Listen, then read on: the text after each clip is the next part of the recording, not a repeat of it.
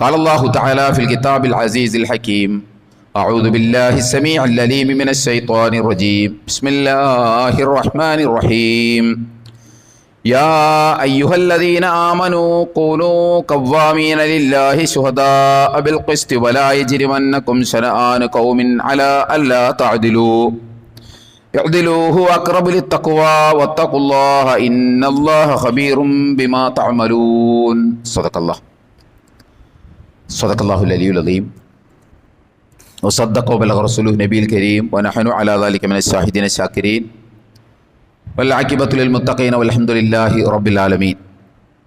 സ്നേഹം നിറഞ്ഞ സത്യവിശ്വാസികളായ സഹോദരി സഹോദരന്മാരെ, പ്രപഞ്ചനാഥനായ അള്ളാഹുവിൻ്റെ വിധിവിലക്കുകൾ ലംഘിക്കാതെ വ്യക്തിജീവിതത്തെയും കുടുംബജീവിതത്തെയും സാമൂഹിക ജീവിതത്തെയും മുന്നോട്ട് നയിക്കണമെന്ന് ആദ്യമായി എന്നോടും പിന്നീട് നിങ്ങളെയും വസിയത്ത് ചെയ്യുകയാണ്, ഉപദേശിക്കുകയാണ്. ജീവിതത്തിലുടനീളം അള്ളാഹു സുബ്ഹാനഹു വ തആലയുടെ നിയമ നിർദ്ദേശങ്ങളനുസരിച്ച് ജീവിക്കുവാനും അവസാനം കാമിലായ ഈമാനോടുകൂടി ലോകത്ത് നിന്ന് വിട പറയുവാനും നാളെ അവൻ്റെ ജന്നാത്തുൽ ഫിർദൗസിൽ അംബിയാ മുർസലീങ്ങളോടൊപ്പം സന്തോഷം കഴിഞ്ഞുകൂടുവാനുമുള്ള തൗഫീഖ് നൽകി അർഹമുർ റഹീമനായ റബ്ബ് നമ്മെല്ലാവരെയും എല്ലാ അർത്ഥത്തിലും അനുഗ്രഹിക്കുമാറാകട്ടെ. നമുക്കറിയാം, പരിശുദ്ധ റമദാനിൻ്റെ ഏതാണ്ട് പകുതി ഭാഗം നമ്മളിൽ നിന്ന് വിട പറഞ്ഞു കഴിഞ്ഞു. ഇനി ബാക്കി പകുതി കൂടിയാണുള്ളത്. കഴിഞ്ഞുപോയ രാപ്പകലുകളിലെ കുറവുകൾ നികത്തി വരുന്ന രാപ്പകലുകൾ കൂടുതൽ ഫലപ്രദമായിട്ട് വിനിയോഗിക്കുവാൻ, പ്രയോജനപ്പെടുത്തുവാൻ നാം ഓരോരുത്തരും ശ്രദ്ധിക്കുക, ശ്രമിക്കുക.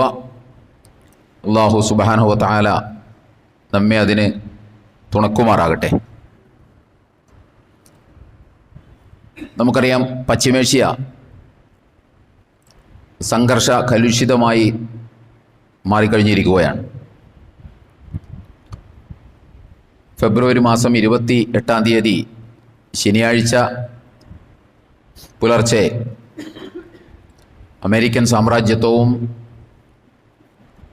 ഇസ്രായേൽ സയനിസവും കൂടി സംയുക്തമായിട്ട് ഇറാനെ ആക്രമിക്കുകയാണ് ചെയ്തത്. ഓപ്പറേഷൻ എപ്പിക് ഫ്യൂറി എന്നാണ് ആ ആക്രമണത്തിനവർ നാമകരണം ചെയ്തത്. മാർച്ച് മാസം 1-ാം തീയതി ആ രാജ്യത്തിൻ്റെ പരമാധികാരിയെ അവർ കൊലപ്പെടുത്തുകയും ചെയ്തു. എല്ലാ അന്താരാഷ്ട്ര മര്യാദകളും ലംഘിച്ചുകൊണ്ടാണ് അമേരിക്കൻ സാമ്രാജ്യത്വവും ജൂത സയനിസവും ഇറാനെ ആക്രമിച്ചിട്ടുള്ളത്. പതിറ്റാണ്ടുകളായി ശക്തമായ ഉപരോധങ്ങളും അതുപോലെ തന്നെ ഏറ്റുമുട്ടലുകളും അതുപോലെ നേതാക്കന്മാരെ ചതിയിൽ കൊലപ്പെടുത്തിയും അങ്ങേയറ്റം മര്യാദഘട്ട സമീപനങ്ങൾക്ക് ഇരയായ ഒരു രാജ്യമാണ് ഇറാൻ എന്ന് പറയുന്നത്. എന്തുകൊണ്ടാണ് ഇങ്ങനെയൊക്കെ ചെയ്യുന്നതെന്ന് ചോദിച്ചാൽ അതിന് രഹസ്യവും പരസ്യവുമായ ഒരുപാട് കാരണങ്ങളുണ്ട്. എന്നാൽ അവർ മനുഷ്യരുടെ വെളിച്ചത്ത് അവർ പറയുന്നത് ഇറാൻ ആണവായുധം ഉണ്ടാക്കാൻ ശ്രമിക്കുന്നു എന്നാണ്. യഥാർത്ഥത്തിൽ ഇറാൻ ആണവായുധമൊന്നും ഉണ്ടാക്കിയിട്ടില്ല, ഞങ്ങളത് ഉണ്ടാക്കാനും ആഗ്രഹിക്കുന്നില്ല. അത് മാനവികതക്കും മനുഷ്യത്വത്തിനും ഇസ്ലാമിനും വിരുദ്ധമായതുകൊണ്ട് തന്നെ അങ്ങനെ ഒരു ആണവായുധമൊന്നും ഞങ്ങൾ ഉണ്ടാക്കാൻ പോകുന്നില്ല എന്ന് അവർ പറയുമ്പോഴും ഇവർ ആവർത്തിച്ച് പറഞ്ഞുകൊണ്ടിരിക്കുന്നു, യുറേനിയം സമ്പുഷ്ടീകരണം നടത്തുന്നു, യുറേനിയം എൻറിച്ച്മെൻറ്റ് നടത്തിക്കൊണ്ടിരിക്കുകയാണ്, അത് അണവായുധം ഉണ്ടാക്കാനാണ് എന്നൊക്കെ പറഞ്ഞ് ആ രാഷ്ട്രത്തെ നിരന്തരം ശല്യം ചെയ്തുകൊണ്ടിരിക്കുകയാണ്. നമ്മളൊന്ന് മനസ്സിലാക്കേണ്ടത്, ഇതിനെക്കുറിച്ചൊരു ധാരണ, ഒരു സാമാന്യ ബോധം ഓരോ വിശ്വാസികൾക്കും ഉണ്ടാകേണ്ടതുണ്ട്. നമുക്ക് പ്രത്യേകിച്ചൊന്നും ചെയ്യാനില്ലായിരിക്കാം, പക്ഷെ എന്നാൽ പോലും നമുക്കിത്തരം വിഷയങ്ങളിൽ ഒരു നിലപാടും ഒരു കാഴ്ചപ്പാടുമൊക്കെ ഇസ്ലാമികമായ മൂല്യാടിത്തറയിൽ നിന്നുകൊണ്ട് നമുക്കുണ്ടാകണം. അത് വളരെ അനിവാര്യമാണ്. ഇവിടെ അമേരിക്കക്ക് ആണവായുധം ഉണ്ടാക്കാം, ഇസ്രായേലിന് ആണവായുധം, 100 കണക്കിന് ആണവായുധം കൈവശം വയ്ക്കാം. ചൈനക്ക് ആണവായുധം ഉണ്ടാക്കാം. അതുപോലെ തന്നെ റഷ്യക്ക് ആണവായുധം ഉണ്ടാക്കാം. ഫ്രാൻസിന് ആണവായുധം ഉണ്ടാക്കാം. ബ്രിട്ടൻ ആണവായുധം ഉണ്ടാക്കാം. പാകിസ്ഥാൻ ആണവായുധം ഉണ്ടാക്കാം. എന്തിനേറെ നമ്മുടെ ഇന്ത്യക്ക് പോലും ആണവായുധമുണ്ട്. ഇവർക്കൊക്കെ ആണവായുധം ഉണ്ടാക്കാം. പക്ഷെ ഇറാന് മാത്രം പറ്റില്ല. ഇതെവിടുത്തെ നീതിയാണ്? ഇറാന്റെ കയ്യിൽ മാത്രം ആണവായുധം ഇരുന്നാൽ ശരിയാവില്ല എന്ന് ഇവരങ്ങോട്ട് തീരുമാനിക്കുകയാണ്. എന്നിട്ട് ഇത് ഉണ്ടാക്കാൻ പറ്റില്ല എന്ന് പറയുന്നതാരാ? അതുകൂടി നമ്മൾ ആലോചിക്കണമല്ലോ. ഇത് ഇറാൻ ഉണ്ടാക്കാൻ പാടില്ല എന്ന് പറയുന്നതാരാ? അത് കരിമ്പിൻ തോട്ടത്തിൽ ആന കയറിയതുപോലെ ലോകത്തെ എല്ലാ രാഷ്ട്രങ്ങളിലും കടന്നു കയറി യുദ്ധമുണ്ടാക്കി അവിടെ അശാന്തി വിതച്ച് ദുരന്തങ്ങൾ രക്തപ്പുഴ ഒഴുക്കി കബന്ധങ്ങൾ കുന്നുകൂട്ടി അങ്ങനെയുള്ളവരാണ് പറയുന്നത്. എന്തിനേറെ നാഗസാക്കിയിലും അതുപോലെ തന്നെ ഹിരോഷിമയിലും കൊണ്ടുപോയി ആറ്റം ബോംബ് വർഷിച്ച് ലക്ഷക്കണക്കിന് മനുഷ്യരെ ഉരുക്കിക്കളഞ്ഞ ആളുകളാണ് പറയുന്നത് ഇറാൻ ആണവായുധം ഉണ്ടാക്കാൻ പാടില്ല. ലക്ഷക്കണക്കിന് മനുഷ്യരെ, രക്തത്തിന്റെ കഥയാണ് അമേരിക്കക്ക് പറയാനുള്ളത്. സമാധാനത്തിന്റെ ഒരു കഥയും അമേരിക്കക്ക് എവിടെയും പറയാനില്ല. എല്ലായിടത്തും കയറി കൂടി, ആരോ പറഞ്ഞതുപോലെ പിഞ്ഞാണക്കടയിൽ കാളക്കൂറ്റം കയറിയതുപോലെ എല്ലാ രാഷ്ട്രങ്ങളിലേക്കും കടന്നു കയറി അവിടെയൊക്കെ അശാന്തി വിതച്ച ചരിത്രം പാരമ്പര്യവും മാത്രമുള്ള രാജ്യമാണ് പറയുന്നത് ഇറാൻ ആണവായുധം ഉണ്ടാക്കരുത് എന്ന്. എന്നാൽ ഇവർ ഇങ്ങനെ പറയുകയാണെങ്കിൽ ഒരു രസമുണ്ട്. എന്താ? ഇന്ന് ലോകത്ത് സമാധാനം വേണം. ലോകത്ത് സമാധാനമാണ് ഉണ്ടാകേണ്ടത്. അതുകൊണ്ട് ഞങ്ങളുടെ കയ്യിലുള്ള ആണവായുധമൊക്കെ ഉപേക്ഷിക്കുകയാണ്. അതുകൊണ്ട് ഇനി ഇറാൻ ആണവായുധം ഉണ്ടാക്കാൻ നിൽക്കരുത്. ആ ശ്രമത്തിൽ നിന്ന് ഇറാൻ പിന്മാറണം എന്ന് പറയുകയാണെങ്കിൽ അതിനൊരു രസമുണ്ട്. അതല്ല ഇവർ പറയുന്നത്. ഇവർ പറയുന്നത് ഞങ്ങൾ ഇനിയും ആണവായുധം ഉണ്ടാക്കും, ഞങ്ങൾ ഇനിയും ആ ആണവായുധത്തിന് മൂർച്ച കൂട്ടിക്കൊണ്ടിരിക്കും, ആധുനിക സാങ്കേതിക വിദ്യകൾ ഉപയോഗിച്ച് കൂടുതൽ വ്യക്തതയുള്ള ആണവായുധങ്ങൾ ഉണ്ടാക്കും, ഞങ്ങളത് ഉണ്ടാക്കും. പക്ഷെ ഇറാൻ ഉണ്ടാക്കാൻ പാടില്ല. ഇതിനല്ലേ നമ്മൾ സാധാരണ മലയാളത്തിൽ കാട്ടുനീതി എന്ന് പറയുന്നത്. ഒന്ന് ആലോചിച്ച് നോക്കിയേ. ഇത് ആണവായുധം ഉണ്ടാക്കുന്ന പ്രശ്നമല്ല. പണ്ട് നമുക്കറിയാം ഇറാഖിന് നേരെ അമേരിക്ക യുദ്ധം ചെയ്തത് അവരുടെ കയ്യിൽ കൂട്ട നശീകരണായുധം ഉണ്ടെന്ന് പറഞ്ഞാണ് യുദ്ധം ചെയ്തത്. എന്ന് പറഞ്ഞ പോലെ അമേരിക്കയ്ക്ക് ഇറാനെതിരെ തിരിയാൻ ഒരു കാരണം വേണം. കാരണങ്ങൾ പലതും ഉണ്ട്. ഇതാവുമ്പോൾ പ്രത്യക്ഷത്തിൽ പറയാൻ പറ്റുന്ന ഒരു കാരണമാണ്. ന്യായമില്ലെങ്കിലും മനുഷ്യരുടെ മുമ്പിൽ പറയാൻ പറ്റുന്ന ഒരു കോലത്തിലായതുകൊണ്ട് അത് ജനങ്ങളുടെ മുമ്പിൽ പറയുന്നു എന്ന് മാത്രമേ ഉള്ളൂ. അതൊന്നുമല്ല അമേരിക്കയുടെയും ഇസ്രായേലിൻ്റെയും ഒക്കെ ഉദ്ദേശം. ഇവർ ആണവായുധം ഉണ്ടാക്കുന്നത് മാത്രമല്ല, അതിനൊരുപാട് മാനങ്ങളുണ്ട്, ജിയോ പൊളിറ്റിക്കൽ മാനങ്ങളുണ്ട് ഇറാന് നേരെ ഇപ്പോൾ ആക്രമണം അഴിച്ചുവിട്ടതിന്. നമ്മളിപ്പോൾ ഈ വിഷയം പറയാനുള്ള പ്രധാന കാരണം മറ്റൊന്നുമല്ല. കഴിഞ്ഞ ജൂണിൽ ഇറാനെ ഈ 2 രാജ്യങ്ങളും കൂടി എല്ലാ മര്യാദകളും ലംഘിച്ച് ആക്രമിച്ചു. ഇപ്പോൾ ഈ ഫെബ്രുവരി 28-ാം തീയതിയും ഇപ്പോൾ ഇന്നലെ മിനിഞ്ഞാന്നും ഒക്കെ ആയിട്ട് ഇതേ ഡേറ്റ് വരെ ഇറാനെ നിരന്തരമായിട്ട് ആക്രമിക്കുകയാണ്. അവരുടെ പരമാധികാരിയെ, ഒരു രാജ്യത്തിൻ്റെ പരമാധികാരിയെ പോലും ചതിയിൽ കൊലപ്പെടുത്തി കളഞ്ഞു. നമ്മളൊരു കാര്യം ശ്രദ്ധിച്ചാൽ ഈ ഇറാന് നേരെയുള്ള ആക്രമണങ്ങളൊക്കെ വരുമ്പോൾ നമ്മുടെ കേരളത്തിൽ ചർച്ച ചെയ്യുന്നത് ആ യുദ്ധത്തിൻ്റെ ന്യായാന്യായതകളല്ല, മറിച്ച് സുന്നീസവും ഷിയായിസവും തമ്മിലുള്ള വ്യത്യാസം എന്താണ്, ഷിയായിസത്തിന് എന്താണ് പ്രശ്നം, ഈ വക കാര്യങ്ങളാണ് നമ്മുടെ കേരളത്തിൽ ചർച്ച ചെയ്യുന്നത്. യാതൊരുവിധ മര്യാദയുടെയും ഒരു അറ്റസ്റ്റേഷൻ ഇല്ലാത്ത 2 രാജ്യങ്ങൾ ഒരു രാജ്യത്തെ അന്യായമായി ആക്രമിക്കുകയാണ്. ആ ആക്രമിക്കുന്ന സമയത്ത് നമ്മുടെ കൂട്ടത്തിലുള്ള, നമ്മുടെ സമൂഹത്തിലുള്ള ഒരു കുറേ പണ്ഡിതന്മാരെന്ന് പറയുന്നവരും വിവരമുള്ളവരെന്ന് പറയുന്നവരും ചർച്ച ചെയ്യുന്നത് ഷിയായിസത്തിന് എന്താണ് പ്രശ്നം, ഷിയായിസവും അഹ്ലുസുന്നയും തമ്മിൽ എവിടെയാണ് വ്യത്യാസപ്പെടുന്നത്, അവരുടെ വിശ്വാസം എന്താണ്, ഇവരുടെ വിശ്വാസം എന്താണ് എന്ന അങ്ങേയറ്റം അന്തം കെട്ട കാര്യങ്ങളാണ് ചർച്ച ചെയ്യുന്നത്. അതുകൊണ്ടാണ് നമ്മളിത് പറയുന്നത്. നമ്മളെ സംബന്ധിച്ചിടത്തോളം നമ്മൾ കുറച്ചൊക്കെ ഔചിത്യബോധം കാണിക്കണം. അതിനെക്കുറിച്ചൊരു പണ്ഡിതൻ അദ്ദേഹം യൂട്യൂബിലൂടെ പറഞ്ഞത്, ഷിയാക്കൾ എന്ന് പറയുന്നവർ നികൃഷ്ട ജീവികളാണ്. ഇസ്ലാമിനെ തകർക്കാൻ വേണ്ടി ജൂതന്മാർ ഉണ്ടാക്കിയത് എപ്പോഴാണ് പറയുന്നതും കൂടി നമ്മളന്ന് ആലോചിക്കണം. ഇതൊക്കെ പറയുന്നത് എപ്പോഴാണ്? അവരെ ഭൂമുഖത്ത് നിന്ന് തുടച്ചു നീക്കാൻ ഏതെങ്കിലും ഒരു ഇസ്ലാമിക കക്ഷി വന്നവരെ ആക്രമിക്കുകയാണെങ്കിൽ ശരിയാണ്. ഇതല്ല. ചരിത്രത്തിന് നല്ലതൊന്നും പറയാനില്ല അമേരിക്കയെക്കുറിച്ച്, ചരിത്രത്തിന് നല്ലതൊന്നും പറയാനില്ല ഇസ്രായേലിനെ കുറിച്ച്. അവരാ രാജ്യത്തെ ആക്രമിക്കുമ്പോഴാണ് ഷിയാക്കൾ ജൂത സൃഷ്ടിയാണെന്നൊക്കെ പറഞ്ഞ് ഈ സാമാന്യ ജനത്തെ തെറ്റിദ്ധരിപ്പിക്കാനും അവരെ കൃത്യമായ ഒരു നിലപാടിൽ എത്തിക്കുന്നതിന് പകരം കേവലം സങ്കുചിതമായ ഒരു കാഴ്ചപ്പാട് വെച്ചു പുലർത്താനും അവരെ പ്രേരിപ്പിക്കുന്ന വർത്തമാനങ്ങളാണ് ഇതെല്ലാം. ഒരു മൗലവി പറഞ്ഞതാണ്, ഷിയാക്കൾ നികൃഷ്ട ജീവികളാണെന്നൊക്കെ പറയുന്നത് കേട്ടാൽ തോന്നും മറുപക്ഷത്ത് നിൽക്കണവരൊക്കെ നല്ല അഹ്ലുസുന്നത്ത് വൽ ജമാഅത്തിന്റെ ആളുകളും അള്ളാഹുവിനോട് മാത്രം വിളിച്ചു പ്രാർത്ഥിക്കുന്നവരുമാണെന്ന് തോന്നും ഇവരെയൊക്കെ വർത്താനം കേട്ടാൽ. വേറൊരു മൗലവി FB-യിൽ പോസ്റ്റിട്ടത്, സ്വർഗ സുവിശേഷകരായ സഹാബ പ്രമുഖരെ വെറുപ്പോടെ ആക്ഷേപിച്ച് അവരെ തൃപ്തിപ്പെട്ട അള്ളാഹുവിനോടും റസൂലിനോടും ആദർശ സമരത്തിനിറങ്ങിയ ലക്ഷക്കണക്കിന് സുഫഹാക്കളെ സൃഷ്ടിക്കാൻ നേതൃത്വം നൽകിയ റാഫിലി നേതാവെന്ന നിലയിൽ ആരുടെ അലി ഖാംനയുടെ, ഇറാന്റെ പരമാധികാരിയുടെ നിന്ദ്യമായ അന്ത്യത്തിൽ ഞാൻ സന്തോഷിക്കുന്നു. ഇത് വേറൊരു പണ്ഡിത ശിരോമണി പറഞ്ഞതാണ്. ഞാൻ പേരൊന്നും പറയാൻ ഉദ്ദേശിക്കുന്നില്ല. ഞാൻ പറയുന്നത്, ഇതൊക്കെ പറയുന്ന സാധാരണ ഒരു സമാധാന അന്തരീക്ഷത്തിൽ ഇത് ചർച്ച ചെയ്യണമെങ്കിൽ നമുക്ക് കൊള്ളാം.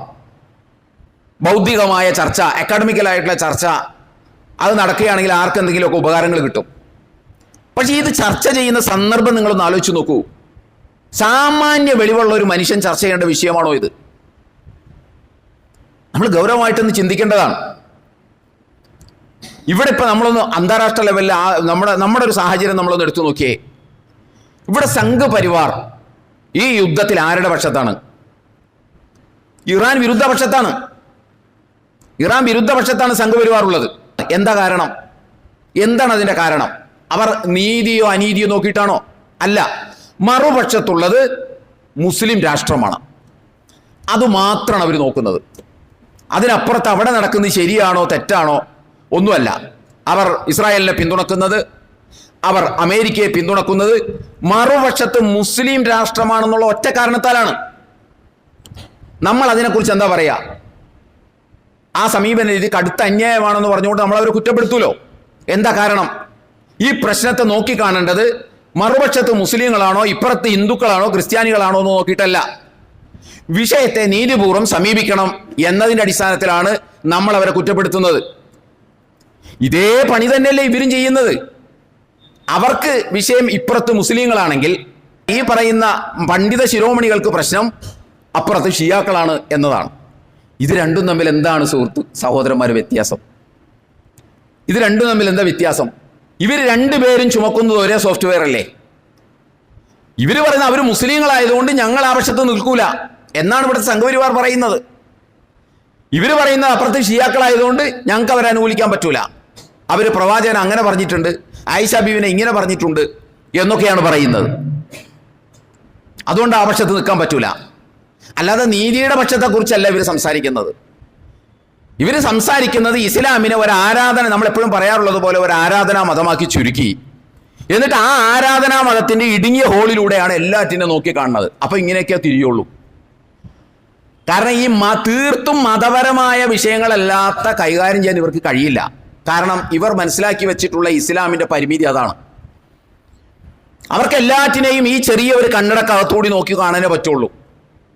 എല്ലാറ്റിനെയും ശിർക്കിന്റെയും ബിദ്അത്തിന്റെയും കണ്ണിലൂടെ മാത്രമേ ഇവർക്ക് നോക്കി കാണാൻ പറ്റുള്ളൂ. അതിനപ്പുറത്ത് വിശാലമായ ഒരു ക്യാൻവാസിലൂടെ കാര്യങ്ങൾ വിലയിരുത്താൻ, ആഗോള രാഷ്ട്രീയത്തിൽ എന്താണ് സംഭവിച്ചുകൊണ്ടിരിക്കുന്നത്, എന്താണ് സാമ്രാജ്യത്വം, എന്താണ് സയനിസം, എന്താണ് മതം, എന്താണ് രാഷ്ട്രീയം, ഇതിനെക്കുറിച്ചൊന്നും കൃത്യമായ ഒരു ധാരണയില്ലാതെ കേവലം സംഗതികളെ ഒരു ചെറിയ വട്ടത്തിലൂടെ മാത്രം നോക്കി കണ്ടാൽ ഇങ്ങനെയൊക്കെയാണ് കാര്യങ്ങളെ വിലയിരുത്താൻ പറ്റുള്ളൂ. ഞാൻ പറയുന്ന ഈ പാണ്ഡിത്യമൊന്നും ഇല്ലാത്ത സാധാരണ ജനങ്ങളിൽ അവർ പ്രകടിപ്പിക്കുന്ന ഒരു മൂല്യബോധം പോലും നൈതിക ബോധം പോലും ഈ പണ്ഡിത ശിരോമണികൾ എന്ന് പറയുന്നവർക്ക് കഴിയുന്നില്ല എന്നതാണ് നമ്മൾ മനസ്സിലാക്കേണ്ടത്.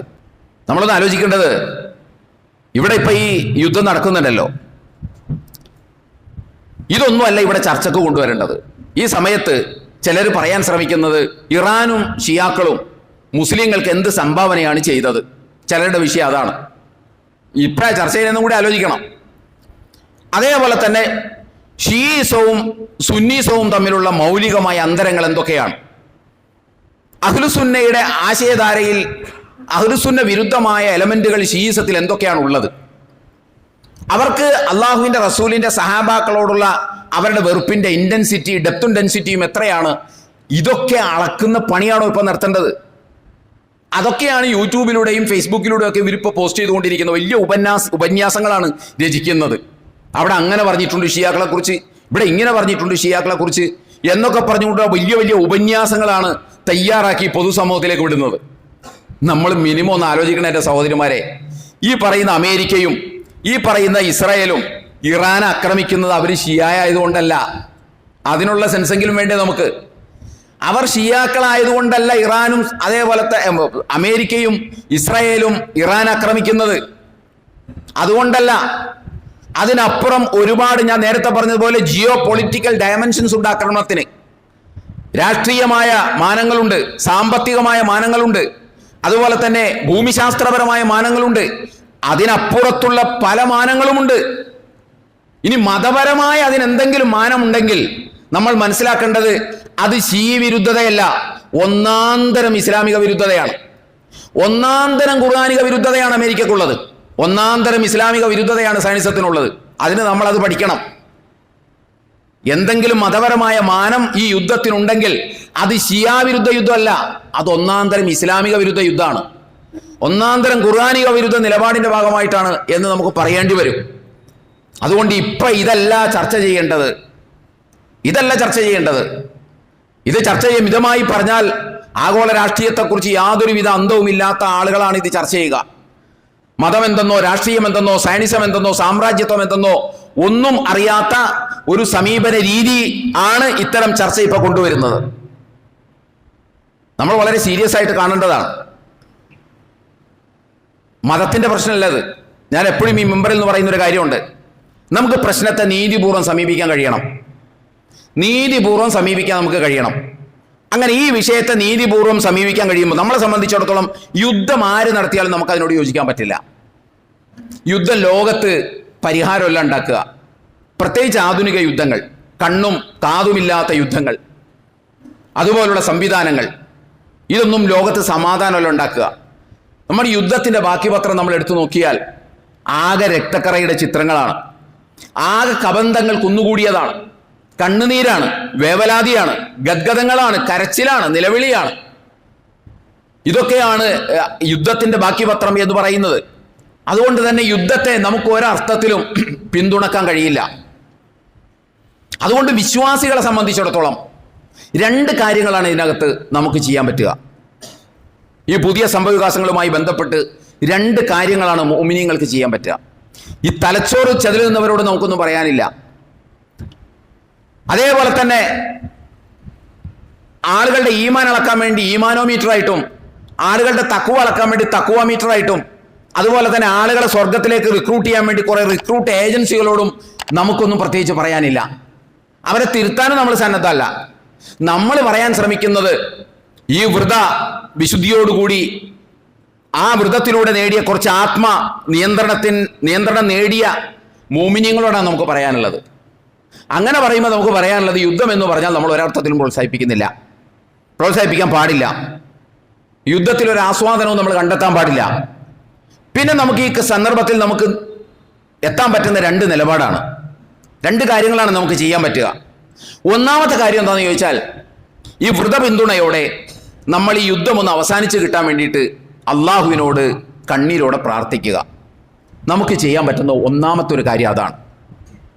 കാരണം ഈ യുദ്ധം ഇങ്ങനെ മുന്നോട്ട് പോയാൽ ഇത് ഇറാനെയും അതേപോലെ തന്നെ അമേരിക്കയും മാത്രമൊന്നുമല്ല ബാധിക്കുക. ഇത് കേരളത്തിലെ ഓരോ മലയാളിയുടെ അടുക്കളയിൽ പോലും അതിശക്തമായി ബാധിക്കും എന്നതൊരു സത്യമാണ്. അതിനപ്പുറം കുറേ നിരപരാധികളായിട്ടുള്ള കുട്ടികളും സ്ത്രീകളും ഇതിനകം തന്നെ ഇറാന്റെ മരണം 1000-ലേറെയായി മരിച്ചു വീഴുക എന്നത് മാത്രമാണ് ഇത് ഉണ്ടാവുക. അതുകൊണ്ട് നമ്മൾ ഈ വ്രത പരിശുദ്ധിയോടെ ഇതിനെല്ലാം നോക്കിക്കാണുന്ന, എല്ലാവരുടെയും നീക്കങ്ങളെയും സസൂക്ഷ്മം നിരീക്ഷിക്കുന്ന പ്രപഞ്ചനാഥനായ പടച്ച തമ്പുരാനോട് ഈ വ്രത പിന്തുണയോടെ നമ്മൾ ആത്മാർത്ഥമായിട്ട് മനസ്സറിഞ്ഞ് പ്രാർത്ഥിക്കുക, ഈ യുദ്ധം ഏതെങ്കിലും വിധേന ഒന്ന് നിലയ്ക്കാൻ വേണ്ടി. രണ്ടാമത്തെ നമുക്ക് ചെയ്യാനുള്ളത്, ഒരു നീതിയുടെ നിലപാടിൻ്റെ പക്ഷത്ത് നിലയുറപ്പിക്കാൻ നമുക്ക് സാധിക്കണം. ഈ വിഷയത്തിൽ നീതിയുടെ നിലപാടിൻ്റെ പക്ഷത്ത് നമ്മൾ നിലയുറപ്പിക്കണം. എന്തെങ്കിലും ഒരു നിലപാടുണ്ടായ പോരാ നമുക്ക്. ആ നിലപാട് പക്ഷപാതപരമാകാൻ പാടില്ല. ആ നിലപാട് ഏതെങ്കിലും അർത്ഥത്തിലുള്ള വിരോധത്തിൻ്റെ ഭാഗവും ആകാൻ പാടില്ല. നിഷ്പക്ഷമായ ഒരു നിലപാടായിരിക്കണം. നമ്മൾ അങ്ങനെ ഒരു നിലപാട് സ്വീകരിക്കുമ്പോൾ ഒരു വിശ്വാസിക്ക് ഇന്ന് ഇറാന്റെ പക്ഷത്ത് നിൽക്കാനേ സാധിക്കൂ. ഒരു വിശ്വാസിക്ക്, നീതിപൂർവം കാര്യങ്ങളെ നോക്കിക്കാണുന്ന ഒരു വിശ്വാസിക്ക് ഇറാന്റെ പക്ഷത്ത് നിൽക്കാനേ സാധിക്കൂ. അത് ഇറാൻ മുസ്ലിം രാഷ്ട്രമായതുകൊണ്ടല്ല, അത് ഇറാൻ ഒരിക്കലും മുസ്ലിം രാഷ്ട്രമായതുകൊണ്ടല്ല.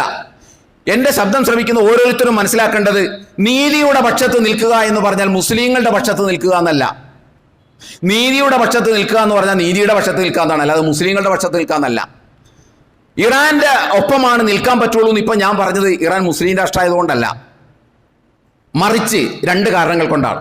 ഒന്നാമത്തെ കാരണം എന്താണെന്ന് ചോദിച്ചാൽ, മറുപക്ഷത്ത് നിൽക്കുന്നത് അമേരിക്കൻ സാമ്രാജ്യത്വവും ജൂത സയനിസവുമാണ്. അതാണ് ഒന്നാമത്തെ കാരണം. അവരുടെ ഫ്ലാഷ് ബാക്ക് ഒരിക്കലും പോസിറ്റീവ് അല്ല, ഒരിടത്തും പോസിറ്റീവ് അല്ല. ചരിത്രത്തിന് അവരെക്കുറിച്ച് നല്ലത് പറയാനില്ല. ഏത് കൊച്ചുകുട്ടിക്കും ഇസ്രായേലിന്റെ ചരിത്രം, ഹിസ്റ്ററി അറിയാം. ഏത് കൊച്ചുകുട്ടിക്കും അമേരിക്കയുടെ ഹിസ്റ്ററി അറിയാം. അവരാണ് ഇറാന്റെ മറുപക്ഷത്തുള്ളത്. മറ്റൊരു കാരണം, ഇവർ ഇറാനെ ആക്രമിക്കാൻ പറയുന്ന ന്യായമല്ല. അതാണ് ഞാൻ തുടക്കത്തിൽ പറഞ്ഞത്. എല്ലാവർക്കും ആണവായുധം ഉണ്ടാക്കാം, ഇറാന് മാത്രം ഉണ്ടാക്കാൻ പറ്റൂല. അതുമാത്രമല്ല, വേറെ ഒരുപാട് താല്പര്യങ്ങൾ അതിന്റെ പുറകിലുണ്ട്. തങ്ങൾക്ക് വിധേയപ്പെടാത്ത ഒരു രാജ്യമാണ് ഇറാൻ. തങ്ങൾക്ക് വിധേയപ്പെടാത്ത ഒരു രാജ്യമാണ് ഇറാൻ. വിധേയപ്പെടുന്നോ? ബാക്കിയുള്ള എല്ലാവരും ഇപ്പൊ വിധേയപ്പെട്ട് നിൽക്കുന്നത് നമ്മൾ കാണുകയല്ലേ. അങ്ങനെ കാണുമ്പോൾ, അങ്ങനെ ഇറാന് നിൽക്കാൻ സന്നദ്ധമാണെങ്കിൽ അമേരിക്കക്ക് പ്രശ്നമില്ല, ഇസ്രായേലിന് പ്രശ്നമില്ല. ഇപ്പൊ നമ്മുടെ അഹ്ലുസുന്നയുടെ കുറച്ച് രാജ്യങ്ങളുണ്ടല്ലോ വിനീത വിധേയരായി കഴിയുന്ന. നിങ്ങളൊന്ന് ആലോചിക്കേണ്ട ഒരു കാര്യമുണ്ട്. ഈ ഷിയായിസത്തെക്കുറിച്ചും സുന്നി വിരുദ്ധമായ എലമെന്റുകളെ കുറിച്ച് ഈ ചർച്ച ചെയ്യുമ്പോൾ ഈ കണ്ട കാലമായിട്ട് നിങ്ങൾ പറയുന്ന കേട്ടിട്ടുണ്ടോ? ഖുർആൻ ഉദ്ധരിച്ച് അല്ലാഹു സുബ്ഹാനഹു വ തആല അവന്റെ വേദഗ്രന്ഥത്തിൽ പറഞ്ഞതാണ്, ആരെ? അമേരിക്കയെയും ഇസ്രായേലിനെയും നിങ്ങളുടെ സംരക്ഷണ ഉത്തരവാദിത്വം കൊണ്ടുപോയി ഏൽപ്പിക്കരുത്. ഇത് അല്ലാഹ് അവന്റെ വേദഗ്രന്ഥത്തിൽ പറഞ്ഞതാണ്. ഈ ഉത്തരവാദിത്വം ഏൽപ്പിച്ചവർക്കെതിരെ ഖുർആനിലെ ഇത്തരം ആയത്തുകൾ ഉദ്ധരിച്ച് അവർക്കെതിരെ ഇവരാരെങ്കിലും പ്രസംഗിക്കുന്നത് നിങ്ങൾ കേട്ടിട്ടുണ്ടോ? ഇവരാരെങ്കിലും പ്രസംഗിക്കുന്നത് നിങ്ങൾ കേട്ടിട്ടുണ്ടോ? വിശുദ്ധ ഖുർആൻ വളരെ എക്സ്പ്ലിസിറ്റ് ആയിട്ട് പറഞ്ഞ, വളരെ കൃത്യപ്പെടുത്തി പറഞ്ഞ, ഇവരുടെ കയ്യിൽ കൊണ്ടുപോയി നിങ്ങൾ നിങ്ങളുടെ സംരക്ഷണ ഉത്തരവാദിത്വം ഏൽപ്പിക്കരുത്. അവരെ നിങ്ങൾ കൈകാര്യകർത്താക്കളാക്കരുത്. ഇവർ ഈ സുന്നീസത്തിനും അഹ്ലുസുന്നത്തിനും ഒക്കെ വേണ്ടിയിട്ടാണല്ലോ വാദിക്കുന്നത്. ഞാൻ ഈ സുന്നി അഹ്ലുസുന്ന എന്നൊക്കെ പറയുമ്പോൾ നമ്മുടെ സമസ്തയുടെ കേരളത്തിലെ കാര്യമല്ല പറയുന്നത്. ലോകത്ത് സുന്നികളും ഷിയാക്കളും എന്ന രണ്ട് കൺസെപ്റ്റിൽ നിന്നുകൊണ്ടാണ് പറയുന്നത്. അപ്പൊ അതിനൊക്കെ വേണ്ടി വാദിക്കുമ്പോൾ ഇവരാരെങ്കിലും ഈ കണ്ട കാലമായിട്ട് അവരെ വിളിച്ചുകൊണ്ട് വന്നിരുത്തി ഏക്കറുകളും ഹെക്ടറുകളും കൊടുത്ത് അവരുടെ എയർ ബേസുകളും മിലിറ്ററി ബേസുകളും അവിടെ സ്ഥാപിച്ച് നിർത്തിയിട്ട് ഇത് ഖുർആനിന് വിരുദ്ധമാണ് എന്ന് എവിടെയെങ്കിലും പ്രസംഗിക്കാൻ ഇവർക്ക് സാധിച്ചിട്ടുണ്ടോ? ഇവർക്ക് സാധിച്ചിട്ടില്ല. ഇവർക്ക് അതിന് കഴിയുന്നില്ല, അതവർക്ക് കഴിയില്ല. അതുകൊണ്ട് നമ്മൾ മനസ്സിലാക്കേണ്ടത്, നീതിപൂർവമായ ഒരു നിലപാട് സ്വീകരിക്കുക എന്ന് പറഞ്ഞാൽ ഇറാന്റെ പക്ഷത്ത് നിൽക്കുക എന്നതാണ് നീതിപൂർവമായ നിലപാട്. ആ നിലപാടെന്ന് പറഞ്ഞാൽ ഇറാൻ മുസ്ലിം രാഷ്ട്രമായതുകൊണ്ടല്ല. ഒരിക്കലും നമ്മൾ വിചാരിക്കരുത് ഇറാൻ മുസ്ലിം രാഷ്ട്രമായതുകൊണ്ടാണ് നമ്മൾ ഇറാന്റെ പക്ഷത്ത് നിൽക്കുക. ഞാൻ നിങ്ങളോട് ഉറപ്പിച്ചും തറപ്പിച്ചും പറയുന്നു, ഈ ഇറാൻ ഒന്നാം തരം ഒരു നാസ്തിക രാഷ്ട്രമാണെങ്കിൽ പോലും ഈ സന്ദർഭത്തിൽ നമുക്ക് ഇറാന്റെ ഒപ്പം നിൽക്കാനേ പറ്റുള്ളൂ. ഒന്നാം തരം ഒരു ദൈവനിഷേധ രാഷ്ട്രമാണ് ഇറാൻ എങ്കിൽ പോലും നമുക്ക് ഇറാന്റെ ഒപ്പമേ നിൽക്കാൻ പറ്റുള്ളൂ. എന്താണ് അതിന്റെ കാരണം എന്ന് ചോദിച്ചാൽ ഈ പറഞ്ഞ രണ്ട് കാരണങ്ങളാണ്. മറുപക്ഷത്ത് നിൽക്കുന്നത് അമേരിക്കൻ സാമ്രാജ്യത്വവും ഇസ്രായേൽ ജൂത സയനിസവുമാണ്. അവർ ആക്രമിക്കാൻ പറയുന്ന കാരണങ്ങൾ ന്യായവുമല്ല. അതുകൊണ്ടാണ് നിൽക്കാൻ പറ്റില്ല എന്ന് പറയുന്നത്. അല്ലാതെ ഇറാൻ മുസ്ലിം രാഷ്ട്രമായതുകൊണ്ടൊന്നുമല്ല. ഞാൻ പറഞ്ഞല്ലോ, നീതിയുടെ പക്ഷത്ത് നിൽക്കുക എന്ന് പറഞ്ഞാൽ പിന്നെ മുസ്ലിമിന്റെ പക്ഷത്ത് നിൽക്കാന്നല്ല, നീതിയുടെ പക്ഷത്ത് നിൽക്കാന്നാണ്. നീതിയുടെ പക്ഷത്ത് നിൽക്കാന്നാണ്. നമ്മൾ നിലപാടെടുക്കുമ്പോൾ നമ്മൾ വളരെ അന്താരാഷ്ട്ര രാഷ്ട്രീയമായ സയനിസം എന്താണ്, അതേപോലെ തന്നെ സാമ്രാജ്യത്വം എന്താണ്, മതം എന്താണ്, രാഷ്ട്രീയം എന്താണ് എന്നതിനെക്കുറിച്ചുള്ള ഒരു കൃത്യമായ ധാരണയോടുകൂടി അന്താരാഷ്ട്രീയമായി നടന്നുകൊണ്ടിരിക്കുന്ന രാഷ്ട്രീയ ചലനങ്ങളുടെ ഒരു പ്ലാറ്റ്ഫോമിൽ നിന്നുകൊണ്ടുവേണം ഇത്തരം കാര്യങ്ങൾ നോക്കിക്കാണാൻ. അല്ലാതെ കേവലം പരിമിതമായ, ഞാൻ നേരത്തെ ഒന്നുകൂടി ഞാൻ പറയുകയാണ്, ഇസ്ലാമിനെ ഒരു ആരാധനാ മതമാക്കി ചുരുക്കി എന്നിട്ട് ആരാധനാ മതത്തിനകത്തുകൂടി ഈ വക വിഷയങ്ങളെ വീക്ഷിച്ചാൽ എപ്പോഴും ഈ ഹറാമിനെ ഹലാലിനെ കുറിച്ച് പറയാൻ മാത്രമേ സമയം ഉണ്ടാവുള്ളൂ. എപ്പോഴും നമ്മുടെ കാഴ്ചപ്പാടുകൾ വളരെ ലിമിറ്റഡായി പോകും. ഇസ്ലാമികമായ ഒരു കാര്യത്തെ വീക്ഷിക്കുക എന്ന് പറഞ്ഞാൽ കേവലം അത്തരം വിഷയങ്ങൾ. അതുകൊണ്ടാണ് ഇവർക്ക് ഇത്തരം കാര്യങ്ങളെ ചർച്ച ചെയ്യാനുള്ളൂ. ഇത്തരം ശിർക്കിന്റെ കാര്യവും ഹറാമിന്റെ കാര്യവും അതില്ലെന്നല്ല പറയുന്നത്. ഞാനിത് പറയുമ്പോൾ ഒരിക്കലും നിങ്ങൾ വിചാരിക്കരുത് ഷീസത്തോട് നമുക്ക് യോജിക്കാൻ പറ്റുമെന്ന്. ഷീസത്തോട് നമുക്ക് യോജിക്കാൻ പറ്റില്ല. ഷിയ വിശ്വാസം, അവരുടെ അക്കീദ, അവരുടെ അമലിയാത്ത് അഹ്ലു സുന്നയുടെ കാഴ്ചപ്പാടിൽ നിന്ന് വ്യത്യസ്തങ്ങളാണ്. പല സംഗതികളിലും പ്രശ്നങ്ങളുണ്ട്. പക്ഷെ ആ പ്രശ്നങ്ങളല്ല ഇപ്പൊ ഇവിടെ ചർച്ച ചെയ്യേണ്ടത്. അവരുടെ അഖീദയുടെയും അവരുടെ അമലിയാത്തിന്റെയും പ്രശ്നങ്ങൾ, അവർക്ക് പ്രവാചക സഹാബാക്കളോടുള്ള അവരുടെ വിദ്വേഷം, അതിന്റെ ഡെൻസിറ്റി, ഇതൊന്നുമല്ല ഇപ്പൊ ചർച്ച ചെയ്യേണ്ടത്. ഇതിനർത്ഥം ഷിയാക്കൾ കുഴപ്പമില്ല എന്നല്ല. നമ്മളിപ്പോൾ ഷീസം സ്വീകരിക്കാനോട്ട് പോകുന്നില്ല. അവരുടെ വിശ്വാസ ആചാരങ്ങളോടൊന്നും നമുക്ക് യോജിക്കാനും കഴിയില്ല. പലതും അതിശക്തമായ വിമർശനങ്ങൾക്ക് വിധേയമാക്കേണ്ടതുമാണ്. പക്ഷെ ഇതൊന്നും ചെയ്യേണ്ടത് ഇപ്പോഴല്ല. അതാണ് പ്രശ്നം. വീട് കത്തുമ്പോൾ കൊച്ചു പിണക്കങ്ങളെ കുറിച്ചല്ല ചർച്ച ചെയ്യണത്. വീട് കത്തുമ്പോൾ ആ കത്തണ വീട് എങ്ങനെയെങ്കിലും വെള്ളമൊഴിച്ച് അവസാനിപ്പിച്ച ആളുകൾക്ക് അപായം ഉണ്ടാകാതിരിക്കാൻ വേണ്ടി നോക്കുന്ന ഒരു സമയത്ത് അവർ മാറി നിന്നിട്ടും ഇത്തരം അക്കാഡമിക്കൽ ചർച്ച നടത്തി എന്തായിരിക്കും അവസ്ഥ? അപ്പൊ രണ്ട് കാര്യങ്ങളാണ് ഞാൻ ഊന്നി പറയാൻ ഉദ്ദേശിക്കുന്നത്. ഒന്നാമത്തേത്, നമ്മൾ ഇറാന്റെ പക്ഷത്ത് നിൽക്കുന്നത് ഇറാൻ മുസ്ലിം രാഷ്ട്രമായതുകൊണ്ടല്ല. മറ്റൊരു കാര്യം, ഇറാനെ അനുകൂലിക്കുമ്പോൾ അതിനർത്ഥം ഷീസം ശരിയാണെന്നല്ല. ഷീസത്തോട് നമുക്ക് യോജിക്കാൻ കഴിയില്ല. ആശയപരമായിട്ട് പല വിയോജിപ്പുകളും നമുക്ക് ഷീസത്തോടുണ്ട്. പക്ഷെ ഇപ്പോഴത്തെ പ്രശ്നം അതല്ല. ഇപ്പോഴത്തെ പ്രശ്നം എന്താണെന്ന് ചോദിച്ചാൽ, അമേരിക്കൻ സാമ്രാജ്യത്വവും ജൂത സയനിസവും കൂടി അനാവശ്യമായ കാരണങ്ങൾ പറഞ്ഞ് ഒരു രാഷ്ട്രത്തെ പതിറ്റാണ്ടുകളായിട്ട് ഉപരോധത്തിലിടുകയും പട്ടിണിക്കിടുകയും എന്നിട്ട് അവരെ എല്ലാ അന്താരാഷ്ട്ര മര്യാദകളും ലംഘിച്ചുകൊണ്ട് അവർ ആക്രമിക്കുകയും ചെയ്യുകയാണ്. അതുകൊണ്ടാണ് നമ്മൾ ഇറാന്റെ പക്ഷത്ത് നിൽക്കുന്നത്. ഞാൻ പറഞ്ഞല്ലോ, ഒരു ഒന്നാന്തരം ദൈവനിഷേധ രാജ്യമാണ് ഇറാനെങ്കിലും നമ്മൾ അപ്പം ഇറാന്റെ ഒപ്പം നിൽക്കുള്ളൂ. ഇനിയിപ്പോൾ ഇറാന്റെ സ്ഥാനത്ത് ഒരു നാസ്തിക രാഷ്ട്രത്തിന് നേരെയാണ് ഇവർ ആക്രമണം അഴിച്ചുവിടെങ്കിൽ നമ്മൾ ആ നാസ്തിക രാഷ്ട്രത്തിന്റെ പക്ഷത്ത് നിൽക്കുള്ളൂ. അല്ലാതെ അവിടെ നിന്നിട്ടും ദൈവം ഉണ്ടെന്ന് സ്ഥാപിക്കാനല്ല നടക്കുക. ഇവരിപ്പോൾ ചെയ്തുകൊണ്ടിരിക്കുന്ന പണി അതാണ്. ഈ പറയുന്ന ഈ പണ്ഡിത ശിരോമണികൾ ചെയ്തുകൊണ്ടിരിക്കുന്ന ഫേസ്ബുക്കിലും യൂട്യൂബിലും ഒക്കെ പ്രസംഗങ്ങൾ അപ്ലോഡ് ചെയ്തും പോസ്റ്റ് ചെയ്തൊക്കെ ചെയ്തുകൊണ്ടിരിക്കുന്ന പണി അതാണ്. ഒരു നാസ്തിക രാഷ്ട്രത്തെ അന്യായമായി അമേരിക്കൻ സാമ്രാജ്യത്വവും സയനിസവും ആക്രമിക്കുമ്പോൾ ദൈവം ഉണ്ടെന്ന് സ്ഥാപിക്കാൻ നടക്കുന്നത് പോലുള്ള അന്തക്കേടാണ് ഇപ്പോൾ ഇവർ ചെയ്തുകൊണ്ടിരിക്കുന്നത്. ഈ അന്തക്കേട് നമ്മൾ ഒരിക്കലും ചെയ്യരുത്. നമുക്ക് ഷീസത്തോട് വിയോജിപ്പുണ്ട്, ശക്തമായ വിയോജിപ്പുണ്ട്. പക്ഷെ നീതിയുടെ പക്ഷം എന്ന് പറയുന്നത് ആ വിയോജിപ്പിന്റെ അടിസ്ഥാനത്തിലല്ല. ഇവിടെ എന്തിപ്പോൾ നടക്കുന്നു എന്നുള്ളതിന്റെ അടിസ്ഥാനത്തിലാണ്. അതുകൊണ്ട് ഇവരുടെ സോഫ്റ്റ്വെയർ ഉപയോഗിച്ച് നമ്മൾ ചിന്തിക്കരുത്, അല്ലെങ്കിൽ ഇവരുടെ ഫ്രീക്വൻസിയിലല്ല നമ്മൾ ചിന്തിക്കേണ്ടത്. നീതിയുടെ പക്ഷത്ത് നിലയുറപ്പിക്കാൻ നമുക്ക് സാധിക്കണം. നീതി ഇസ്ലാമിൽ മതത്തിനപ്പുറമാണ്. മതത്തിനപ്പുറമാണെന്ന് പറഞ്ഞാൽ ആ അപ്പുറത്താണ് യഥാർത്ഥ ഇസ്ലാം നിൽക്കുന്നത്. അതാണ് യഥാർത്ഥ മതം എന്ന് പറയുന്നത്. നമ്മൾ എത്രയോ പ്രാവശ്യം പറഞ്ഞു. ഞാൻ ഇപ്പോഴും ഓതിയിരിക്കുന്ന ആയത്ത് എന്താണ്? യാ അയ്യുഹല്ലദീന ആമനൂ കൂനൂ ഖവ്വാമീന ലില്ലാഹി ശുഹദാ ബിൽ ഖിസ്ത് വലാ യജ്രിമന്നകും ശനാനു ഖൗമിൻ അലാ അല്ലാ തഅദിലു അഅദിലുഹു അഖറബു ലിത്തഖ്വ. ഒരു ജനവിഭാഗത്തോടുള്ള വിരോധം, അല്ലെങ്കിൽ ഒരു ജനവിഭാഗത്തിന് നമ്മളോട് വിരോധമുണ്ടെന്ന് നമ്മൾ അറിയുന്നു. എന്നാൽ പോലും അതല്ല ഒരു നിലപാട്. നീതിയുടെ പക്ഷത്ത് നിലപാടുറപ്പിക്കുമ്പോൾ പരിശോധിക്കേണ്ടത് അതല്ല നീതിയാണോ അനീതിയാണോ എന്നാണ്. അത് പരിശോധിക്കുമ്പോഴാണ് നമുക്ക് അവിടെ നിൽക്കാൻ പറ്റുള്ളൂ നമ്മൾ പറഞ്ഞത്. നീതിയെ ഗൗരവമായി നമ്മൾ കാണണം. അത് നമ്മൾ ഈ കാണുന്ന കുറെ പ്രശ്നങ്ങളുമായി ചുറ്റിപ്പറ്റിയല്ല നിൽക്കുന്നത്. നീതി എന്ന് പറയുന്ന ഇസ്ലാമിലെ വളരെ ഉയർന്ന ഒരു വാല്യൂ ആണെന്നുള്ള തിരിച്ചറിവ് നമുക്കുണ്ടാവണം. അതുകൊണ്ട് നീതി പാലിക്കാൻ നമുക്ക് സാധിക്കേണ്ടതുണ്ട്. ഇത് റമദാനാണ്. ഇന്ന് 17-ാം രാവാണ്. ബദർ നടന്ന സന്ദർഭമാണ്. ആ ഒരു അനുസ്മരണം നിലനിർത്തിക്കൊണ്ടാണല്ലോ ഇപ്പോൾ നമ്മളെല്ലാവരും ഇവിടെ വന്നിരിക്കുന്നത്. ഇമാം മുസ്ലിം അദ്ദേഹത്തിന്റെ സഹീഹിൽ ഉദ്ധരിച്ച ഒരു സംഭവമുണ്ട്. ഹുദൈഫത്തുൽ യമാനി റളിയല്ലാഹു തആല അൻഹു അദ്ദേഹം പറയുകയാണ്, എനിക്കും എൻ്റെ പിതാവ് ഹുസൈലിനും ബദർ യുദ്ധത്തിൽ പങ്കെടുക്കാൻ ഞങ്ങൾക്ക് തടസ്സമുണ്ടായത് യാത്രയായിരുന്നു. ഞങ്ങൾ യാത്രയിലായിരുന്നു. അതുകൊണ്ട് ബദർ നടക്കുന്ന സന്ദർഭത്തിൽ ആ ഷാർപ്പ് ടൈമിന് ഞങ്ങൾക്ക് അവിടെ എത്താൻ കഴിഞ്ഞില്ല. അങ്ങനെ ഞങ്ങൾ യാത്രയിൽ ഞങ്ങളെ ഇസ്ലാമിൻ്റെ ശത്രുക്കൾ, ഖുറൈശി കൂട്ടത്തിലെ ശത്രുക്കൾ ഞങ്ങളെ തടഞ്ഞു വെച്ചു. ഞങ്ങളെ തടഞ്ഞു വെച്ചിട്ട് പറഞ്ഞു, നിങ്ങൾ മുഹമ്മദിൻ്റെ കൂടെ കൂടാൻ പോവല്ലേ, നിങ്ങളെ ഞങ്ങൾ വിടൂല. അപ്പോൾ ഇവർ പറഞ്ഞു, ഇല്ല, ഞങ്ങൾക്കത് ഉദ്ദേശമല്ല, ഞങ്ങൾക്ക് മദീനയാണ് ലക്ഷ്യം എന്ന് പറഞ്ഞു. അപ്പോൾ ഇവർ പറഞ്ഞു, നിങ്ങൾക്ക് മദീനയിലേക്ക് പോകാം, പക്ഷെ നിങ്ങളൊരു കാര്യം ചെയ്യണം, നിങ്ങൾ മുഹമ്മദിൻ്റെ കൂടെ സല്ലല്ലാഹു അലൈഹി വസല്ലം അദ്ദേഹത്തിൻ്റെ കൂടെ നിങ്ങൾ യുദ്ധത്തിൽ പങ്കെടുക്കാൻ പാടില്ല. യഥാർത്ഥത്തിൽ ഇവർ അങ്ങോട്ടാണ് പോയത്. ആ ഹദീസിൽ നമുക്ക് കാണാം, അള്ളാഹുവിനെ പിടിച്ച് സാക്ഷി നിർത്തിക്കൊണ്ട് ഞങ്ങളോട് കരാറ് വാങ്ങിയവർ, അള്ളാഹിനെ പിടിച്ച് സാക്ഷി നിർത്തിയിട്ട് ഞങ്ങളോട് അവർ കരാറ് വാങ്ങി. എന്താ കരാറ്? മുഹമ്മദിന്റെ കൂടെ സ്വല്ലല്ലാഹു അലൈഹി വസല്ലം ബദർ യുദ്ധത്തിൽ ഞങ്ങൾ പങ്കെടുക്കൂല എന്ന് കരാറ് വാങ്ങി. ബദർ യുദ്ധത്തിൽ എത്രത്തോളം ആളുകൾ എന്നതൊക്കെ നമുക്കറിയാലോ. വെറും 313 പേരാണല്ലോ ബദർ യുദ്ധത്തിൽ ഉണ്ടായി നമ്മൾ പറയണത്.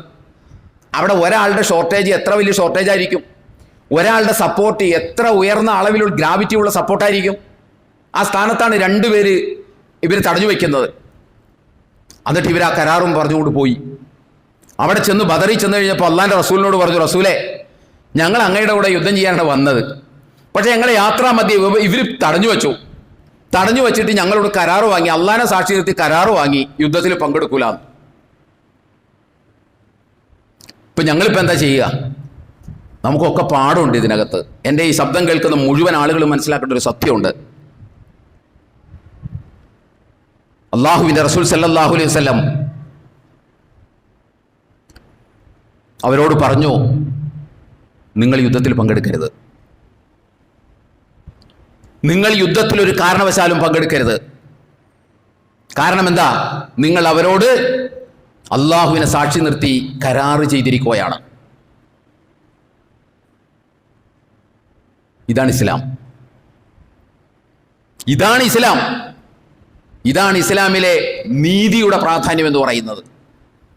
നമുക്ക് ആലോചിക്കാൻ പറ്റുമോ അങ്ങനെ ഒരു സന്ദർഭം? ഞാൻ പറഞ്ഞല്ലോ, 313 പേരാണുള്ളത്. നിസാര ഒട്ടകങ്ങളോ കുതിരകളോ ആളുകളാണുള്ളത്, നിസാര സൗകര്യങ്ങളാണുള്ളത്. ആ സന്ദർഭത്തിൽ രണ്ടുപേരെ മാറ്റി നിർത്തുക എന്ന് പറഞ്ഞാൽ അത് എത്രമാത്രം പ്രത്യാഘാതമാണ് ഉണ്ടാക്കുക. ആ സന്ദർഭത്തിൽ പോലും കരാറ് പാലിക്കുക എന്ന് പറയുന്ന ഇസ്ലാമിലെ വലിയ ഒരു നൈതികത അത് അള്ളാഹുവിൻ്റെ റസൂൽ കാത്തു സൂക്ഷിച്ചു. അതാ ഞാൻ പറഞ്ഞത്, മതത്തിനപ്പുറമാണ് ഇസ്ലാമിലെ നൈതിക സങ്കല്പം എന്ന് പറയുന്നത്. മതത്തിനപ്പുറമാണ്. മതം വച്ചാണ് നമ്മൾ ഇതിനെ അളക്കാൻ ശ്രമിക്കുന്നതെങ്കിൽ അവരെ രണ്ടുപേരും കൂട്ടത്തിൽ കയറ്റി നിർത്തി യുദ്ധം ചെയ്യിപ്പിക്കും, ഇല്ലേ? ഒരുപക്ഷെ നമ്മളാണെങ്കിൽ ചെയ്യിക്കൂലേ? അത് ശത്രുക്കളോട് നടത്തിയതല്ലേ? അതൊക്കെ അപ്പം പറഞ്ഞു, പോയി വാ കയറിയിരിക്കുക, വാളെടുക്ക് എന്നല്ലേ നമ്മൾ പറയുള്ളൂ. ഈ ഇസ്ലാമാണ് നമ്മുടെ ജീവിതത്തിൽ നമ്മൾ പകർത്തേണ്ടത്. ഈ ബദറിന്റെ പശ്ചാത്തലത്തിൽ റമദാനിൽ നോമ്പും പിടിച്ചുകൊണ്ടിരിക്കുന്ന നമ്മൾ ഈ കരാർ പാലനത്തിന്റെ ഈ ഇസ്ലാമികമായ മര്യാദ, നീതിയുടെ ഇസ്ലാമികമായ മര്യാദ, അതാണ് നമ്മൾ പഠിക്കേണ്ടത്. നീതിക്ക് വേണ്ടി ദാഹിക്കുന്ന ഏതൊരാളെ സംബന്ധിച്ചിടത്തോളം ബദർ അടക്കം ഒരാവേശമാകുന്നത് ഈ നൈതിക ബോധം ജീവിതത്തിൽ ഉണ്ടാകുമ്പോഴാണ്. ഇത് ഇസ്ലാമിനെ മനസ്സിലാക്കിയിട്ട് വേണം ഈ വിഷയത്തിൽ നമ്മളൊരു നിലപാടെടുക്കാൻ. ഇതാണ് ഇസ്ലാം എന്ന് മനസ്സിലാക്കിയിട്ട് വേണം. വേറെ ഉദാഹരണങ്ങൾ ഖുർആനിലും ഹദീസിലും ഒക്കെ ധാരാളമുണ്ട്. അപ്പം അതുകൊണ്ട് ഇന്നിപ്പോൾ ഉണ്ടായിരിക്കുന്ന ഈ സംഘർഷാവസ്ഥയിൽ ഒരു വിശ്വാസിയെ സംബന്ധിച്ചിടത്തോളം ഒരു നീതിയുടെ പക്ഷത്ത് നിലയുറപ്പിക്കുക എന്ന് പറഞ്ഞാൽ അത് ഇറാൻ്റെ പക്ഷത്ത് നിലയുറപ്പിക്കുക എന്നതാണ്. അതിൻ്റെ കാരണങ്ങൾ ഇതാണ്. ഇങ്ങനെ കാര്യങ്ങളെ നോക്കിക്കാണാൻ നമുക്ക് കഴിയണം. ഇത് ഇറാനോടുള്ള പ്രത്യേക മഹബത്ത് കൊണ്ടോ അതല്ലെങ്കിൽ മറ്റാരോടെങ്കിലുള്ള പ്രത്യേക വിരോധം കൊണ്ടോ ഒന്നുമല്ല. അത്തരമൊരു നിലപാട് ഇവിടെ മാത്രം സ്വീകരിക്കേണ്ട കാര്യമല്ല ഞാൻ പറയുന്നത്. ജീവിതത്തിലുടനീളം അത്തരത്തിലുള്ള ഒരു നിലപാടേ നമ്മൾ സ്വീകരിക്കാൻ പറ്റുള്ളൂ. അതിനെ പടച്ചമ്പുരാൻ്റെ പിന്തുണ ഉണ്ടാവുകയുള്ളൂ, അതിനെ റബ്ബിൻ്റെ പിന്തുണ ഉണ്ടാവുകയുള്ളൂ. അത്തരം കാര്യങ്ങൾ നമ്മൾ ഈ ഒരു പശ്ചാത്തലത്തിൽ മനസ്സിലാക്കുക. അല്ലാഹു സുബ്ഹാനഹു വ തആല നമ്മെ അനുഗ്രഹിക്കുമാറാകട്ടെ. വന്നുപോയ വീഴ്ചകൾ പടച്ചമ്പുരാൻ നമുക്ക് പുറത്തു മാപ്പാക്കി തരുമാറാകട്ടെ.